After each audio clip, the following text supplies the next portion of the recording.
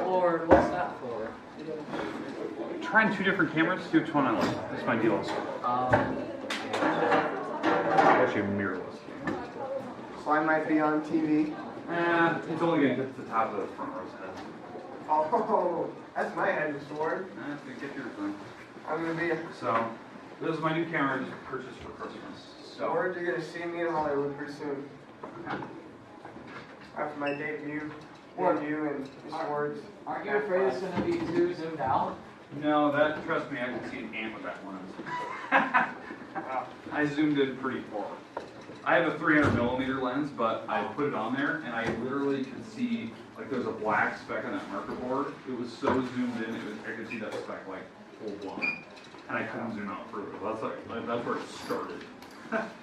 So, I had to pick a wide angle lens. Hi. Sit back.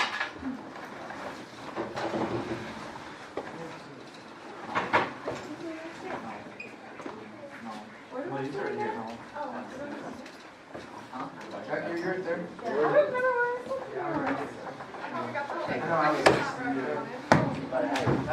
Theo, you missed it, man. I know. Hey, you missed the Bills party.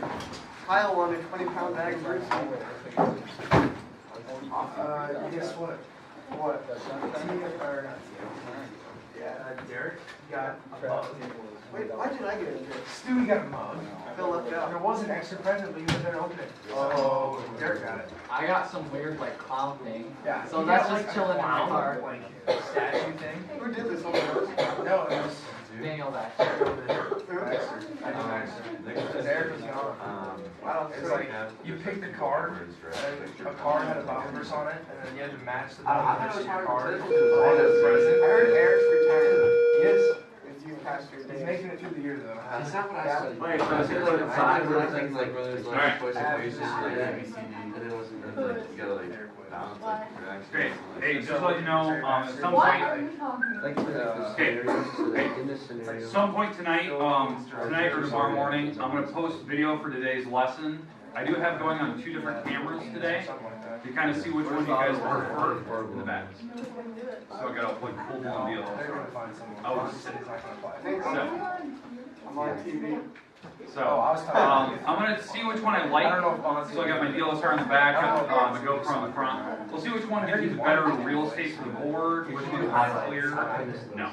So I just want to try it out and see which one we kind of like. I don't know which one has a better microphone either. Right now the GoPro is kind of weak. That's why I always do recording on my MacBook. But we'll kind of see how that goes. That's my new purchase for Christmas. So we'll see if we like it. I'm going to use it for sports anyway. But I thought, you know, might as well use it for classroom if it looks better than the GoPro. So we'll see. Cool. I like that one more already. Don't know how long. Skill to the road. I don't know how long it records for either. Can you see the board? Like Yeah, I'm pretty zoomed in. So you can watch the video and then like zoom in on kids. All right. Okay. Hey, let's continue on here today. The section we're in section 2.6. These are called rational functions. Basically, what we talked about Friday was we did kind of a review of the homework. You know, finding roots. What happens when I give you the root? Can you make your polynomial from that? We did some reviews. So if you were gone Friday, we did have page 336 due. So try and get that turned in. But today we're going to continue on with the topic that we talked about last Wednesday, Thursday, rational functions. My goal today is to try to wrap it up. Try to finish off the last couple of problems on this, make sure that you know how to do it, you feel comfortable with it. It's back into graphing. So that's what we'll continue. I believe the video from Friday's lesson will be online hopefully this morning. I think it's already posted, so I'll make sure it's on the website before you guys leave today. And then Thursday's lesson, remember the sub was here, so that doesn't have a video, so you don't have to watch Fridays or Wednesdays to get kind of notes from that question. What are we gonna test over this? I feel like we've been. Probably like I'm thinking maybe Tuesday or Wednesday next week. The reason why we only have like 1 or 2 sections left, and I want to make sure that we do a full two-day review. So I'll kind of look at the sections we have left. I think we're like 1 or 2 sections out. So we're almost done. So I want to take it before Christmas break so we don't have to worry about it. it's not gonna be like super difficult, it's just gonna be kind of the basic problems. If you don't know what we've talked about, polynomials, you know, how to add, subtract them, how to find the roots, how to graph those, that's basically it. So, I mean, it's not difficult stuff, it's just we've done a lot of things with it, and we kind of mixed them all together. We still have a couple more sections to go here, like what I want to cover. So then that Thursday, can we watch a movie? We'll see. Come on, Lord. I'm dying. That'd be cool. We might play a I'm game. dying. Oh. Okay. All right. Christmas competition. Okay. All right. Winner gets All right. to go. Let's talk. No. All right. All right. Let's talk about rational functions. Okay. So what we're going to talk about today is we're basically going to cover how to graph today. So I want to make sure that we cover those main topics. Like for instance, for graphing, we talked about one of our main topics we've definitely talked about was you know, the end behavior.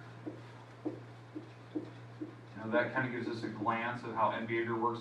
I'll talk about like where that fails sometimes. One of the main topics we need to talk about today is x and y intercepts.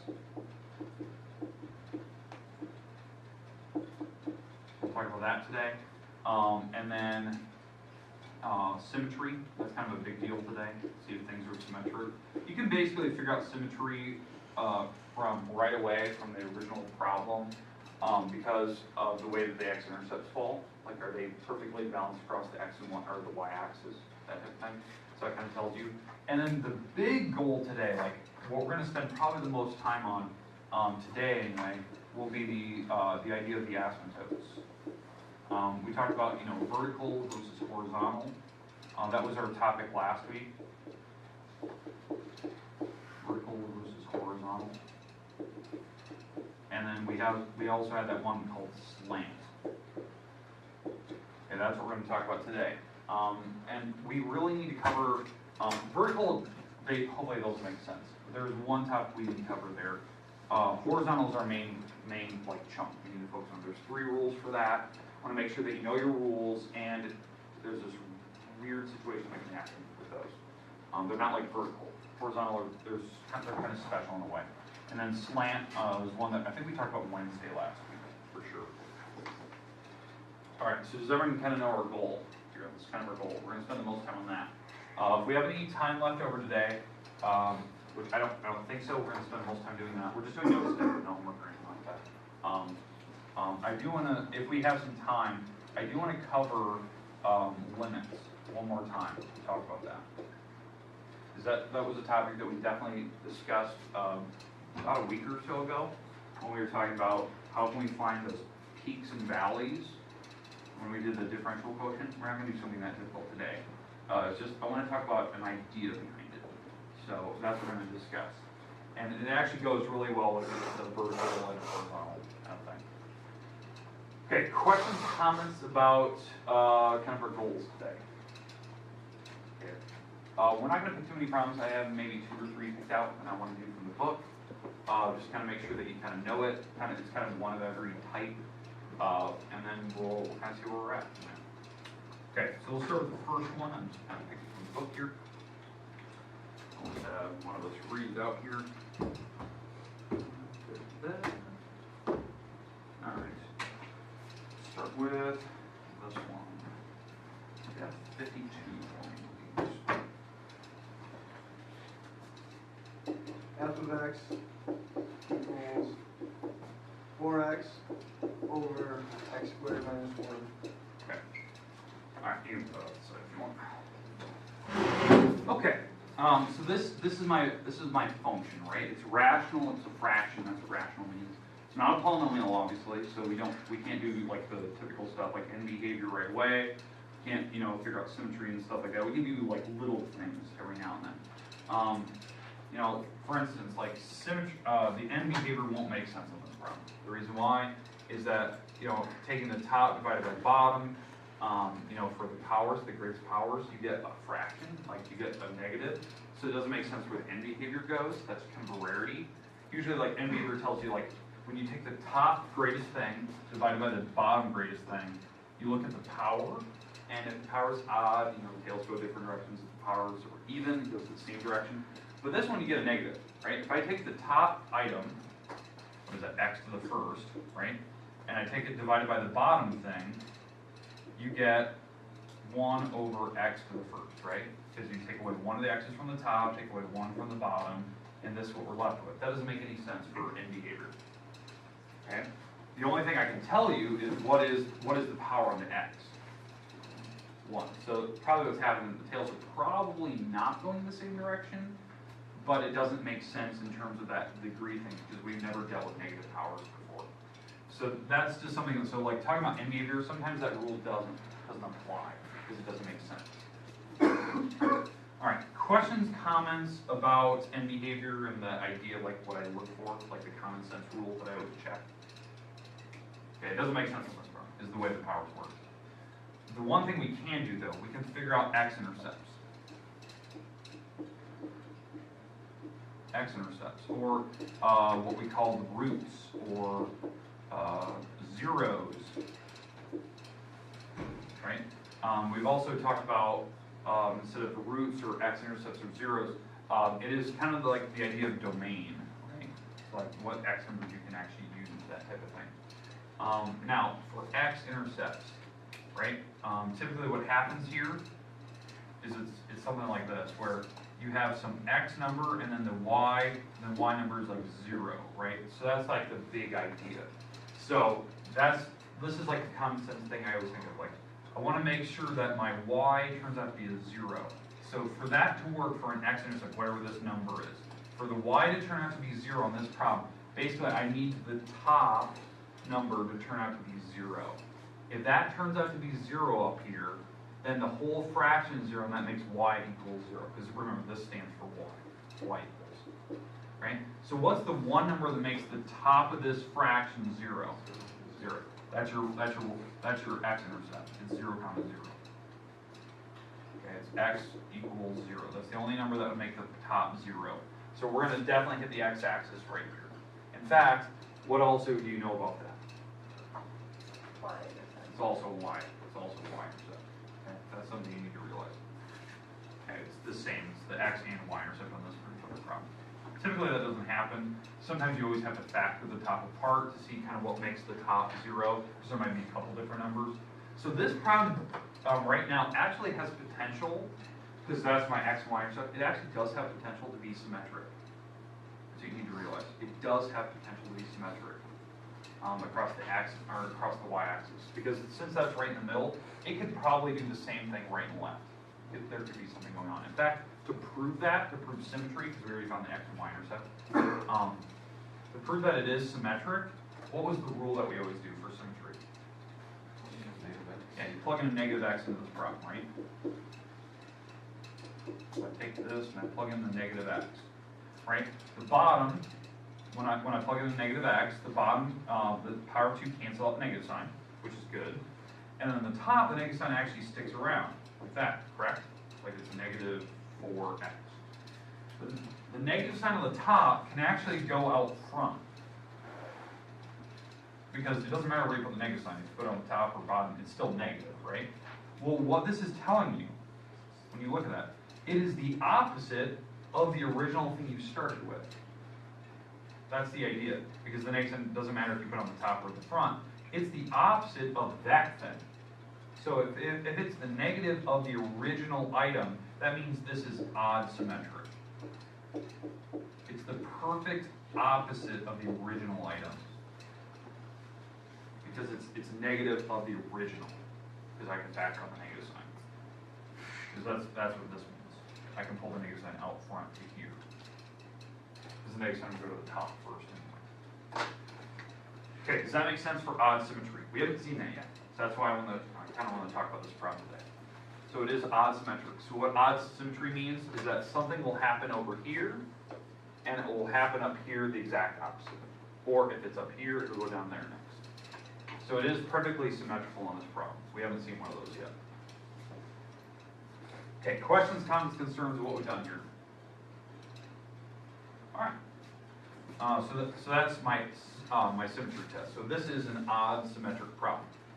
Okay, next, now that we've went through the basic checks, we figured out x-intercepts, y-intercepts, we figured out the end behavior roughly, figured out symmetry, that it is in fact symmetric. Now we got to go to the asymptotes. Now we can go from there, we can start graphing this thing. Okay, so the asymptotes, let's do vertical first. That's one of the topics we talked about last week. For vertical asymptotes,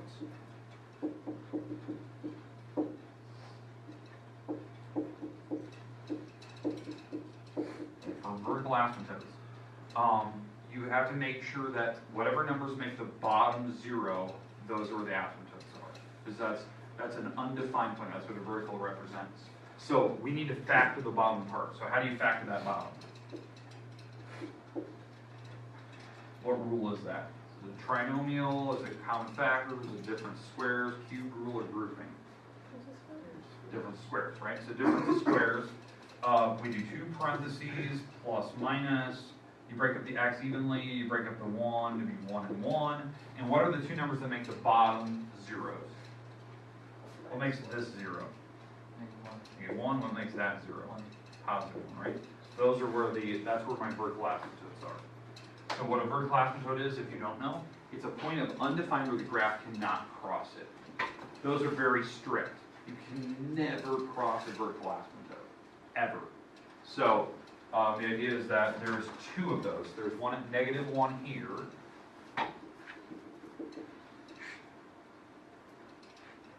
And there's one at +1. And again, those are imaginary lines. Sometimes some graphing calculators actually draw those in for you, like the older models, which I always find kind of funny, that when you go to the newer models, they don't do that anymore, so it kind of just like set it backwards, which I find kind of weird. So, those are the vertical asymptotes. Does everyone understand how I found those? The bottom has to be factorable. Now, if you can't factor the bottom, and it's like, it's a square term, you could always do the quadratic equation to figure out what they are, so to see if they're imaginary or not, because they could be decimals. And or you could do the rational test, like the homework that you just did, where you figure out numbers that possibly work, you take the back number or the front number. You could do that just for the denominator, and figure out what numbers, like what whole numbers actually make that problem 0. And you can check those. That's why we did all that work on Friday. Okay, now, how many vertical asymptotes do I have in this problem? 2, right? Now, do you see that there is a gap in between them? There is going to be a picture there, since there's a dot there. So there is some type of picture squeezed in between the vertical asymptotes. And here's the other goofy part. Since there's 2 vertical asymptotes, there's also pictures on the outsides of them. So how many total pictures am I going to have here? 3. There's going to be 3 pictures. For every vertical asymptote you have, there's always one more picture than that.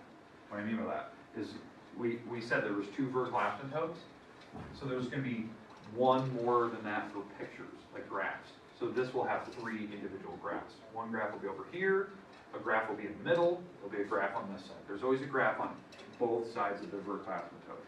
So if there's 1 vertical asymptote, there's 2 pictures, 1 on each side of it. If there's 3, then there's 3 vertical asymptotes. And let's say there's another one, there'd be 1, 2, 3, 4 pictures. There's always ones in between them. That's what you need to realize. So I know there's 3 individual pictures here, and they are symmetric.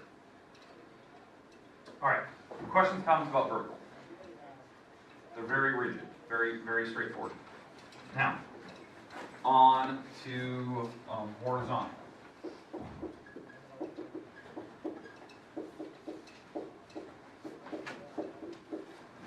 Okay, all right, so for horizontal asymptotes, these are not so rigid, which is kind of weird.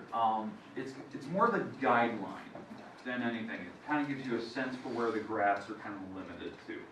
Horizontal asymptotes, there doesn't have to be any for graph.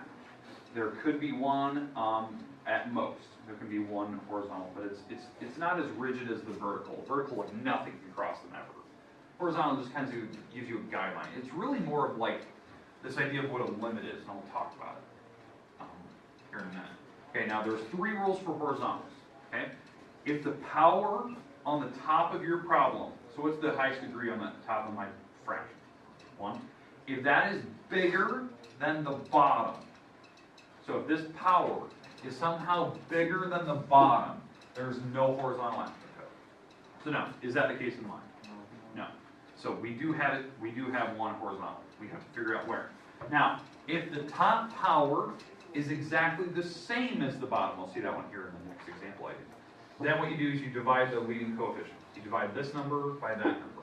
So if this was like the power of 2, like 4x squared, you take 4 divided by the number in front of my x squared term here, so that's 1. 4 divided by 1, that's where the horizontal will be, the horizontal asymptote. Now, we don't have that. The powers are not the same.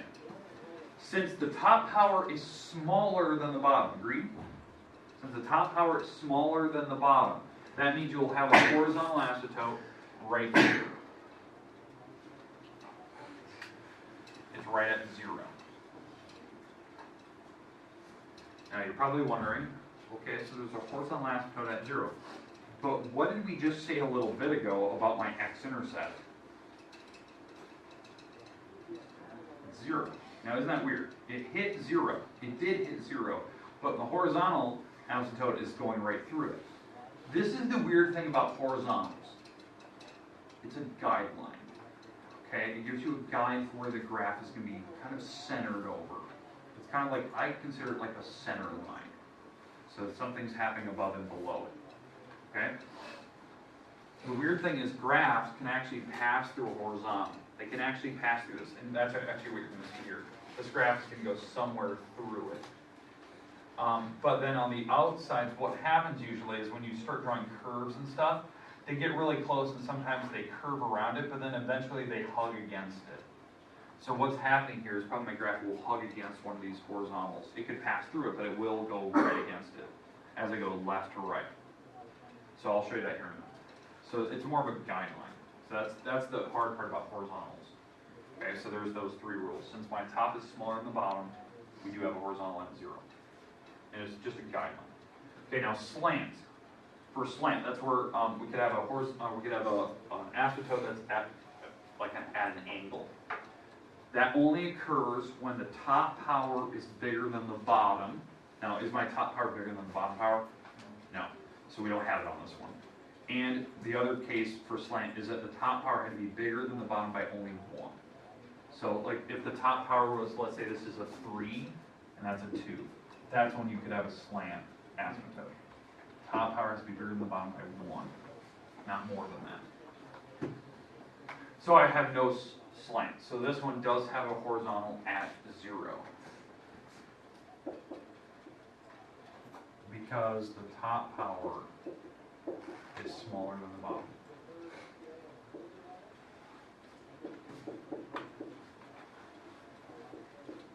I should say instead of saying power, degree. That's the better term I should be using. And, numerator versus denominator. We need vocab terms. Okay, questions, comments about what we've done here, all these checks we've done. Now, the last step, okay, because obviously these are a little weird, to figure out where to graph these things. Because obviously, I really haven't filled in anything yet. I basically filled in my intercepts, I figured out where the asymptotes kind of go. This is where we're going to use this concept of what a limit is. Basically what I do is I'm going to plug a couple numbers over here, and 1 or 2 or 3 numbers over here, kind of get a sense for where this graph is going. It's going to give me a rough sketch. Then I'll plug a couple numbers in the middle, and then I'll plug a couple numbers on the right side, over here. And I'm going to get a sense for where this thing is going. Okay? So what I'm betting on, there'll be probably some picture over here, some picture in the middle going up and down, and there'll be some picture over here, and maybe it's over here somewhere. But they're going to be perfectly symmetrical from each other. Okay, so let's plug a couple numbers. So somebody give me a couple numbers over here to plug in. Give me like 2 or 3. -3. Okay, -7, where's that number? -7 is like right here, -3, and -3 is right here. And give me another number. Oh, way up there. Let's go like 12. Let's go -12. I want to get at least a sense for where this thing's going. Maybe it's going down, maybe it's going up. I want to get a sense. And this is where you want to use your calculator. So does everyone have a calculator right now? We're just going to plug these numbers in and graph where that dot's going. Okay? So this is getting a sense for scale. Again, this is roughly, and what we're doing here is we're doing a limit. Okay, what I mean by a limit, we're going to plug in numbers. So we're plugging a limit where x is approaching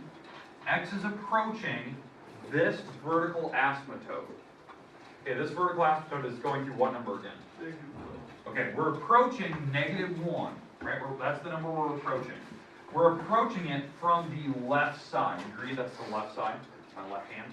And we're approaching it from the left side. How we denote the left side, we put a little negative sign on the back of it, which is really weird. We put it up in the power. So we're approaching -1 from the left, and we're going to plug a couple numbers into this function. That's what we're doing. Okay, does that make sense for a limit? I'm getting a sense for, as we get really, really close to this -1 on the left side, what this graph is doing. That's what a limit does. Now to do that, this is where you need your calculator. We're going to take a couple of these numbers, and we're going to plug it into this thing. So let's try the -12 first. So we're taking this function, and we're going to plug in -12 into it. And we're plugging the -12 into both spots. And make sure you're using parentheses and powers and all that good stuff. I'm plugging -12. So what this turns out to be, turns out to be a -48 divided by, that's 144, because that's -12 squared, it's 144 minus 1, which is 143. And on a calculator, what is that, like -1 point, or negative point? .3. Okay, so at -12 here, I'm at -0.3. That's right here. So -12, -0.3. Okay, so it's really hugging this horizontal asymptote. Okay, now let's plug in -7. So we're going to take out the -12 here in the calculator, plug in a -7, and let's try what that gives me. It should give me a -28 over, that's 49 minus 1, which is 48. And so now that's at -12. Something like that. Okay. And so it looks like it's kind of going down just a hair. Well, let's plug in -3 now. -3, so this turns out to be -12 divided by, that's 9 minus 1, which is 8. So now we're at what is that, 1 and something? 1.5 roughly. So probably what's happening here is it's doing something like this.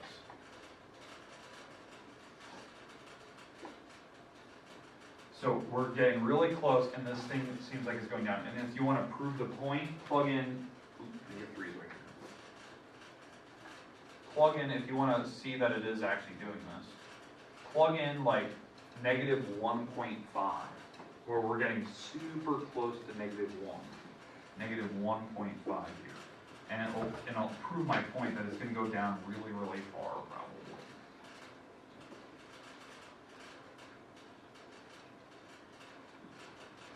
So what do you get when you plug in -1.5 into that?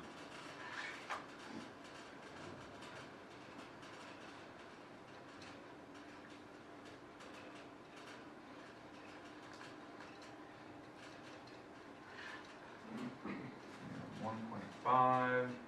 -6 divided by 1.25. What do you got?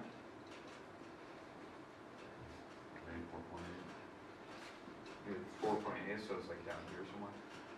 4.8. So it is going down as we go. So it's going down and down and down. So as you can tell, like for the horizontal asymptote, it was giving me a sense where I knew at some point we're going to hug against it. That's what a horizontal does. It tells me that my graph will hug against it. And then when I get to the vertical, it's got to go. Whatever direction it's going. If it's going down forever. So as we're approaching -1 on the left side, this thing was approaching, it was going towards what numbers? Where was it heading towards? As I was approaching -1 on the left. Where is it going towards? Negative infinity. This thing is approaching negative infinity on the left. That's what's happening. It's going down to really, really small negative numbers. Like incredibly, incredibly small. Negative infinity. Okay? Alright, so now what we need to do. We need to approach, now what we're going to do is we're going to go through the middle now. So we're going to plug a couple numbers on the inside to see where this graph is going. So I'll plug in like -0.5, -0.5. We'll plug in +0.5. And we're going to get a sense for where this graph is going. So what I'm basically doing is I'm approaching 0. I'm approaching 0 from the right and the left. So positive from the right side and the left side. So let's plug in like -0.5 first. So we're going to do the left side of 0. -0.5 squared minus 1. Alright, so when I take 4 times -0.5, that's -2. And this number, 0.5 squared is 0.25, and I subtract 1, that's 0.75, and if I actually flip, that's